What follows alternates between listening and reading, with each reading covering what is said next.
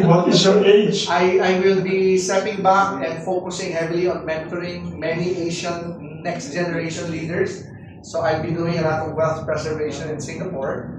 That's why I'm doing a handful of master classes now, because I could not reach 1.3 million SMEs.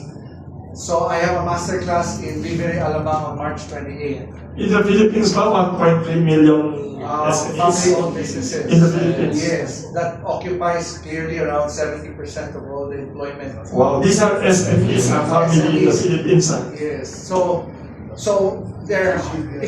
we're barely getting 0.00 something. I feel compelled to articulate the importance of getting everyone to understand what it is to be a family business and what it is to create a legacy in the mold of a 190-year-old Ayala corporation.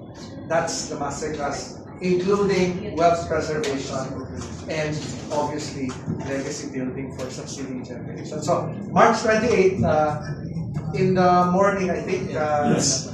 at Vivere, Alabang.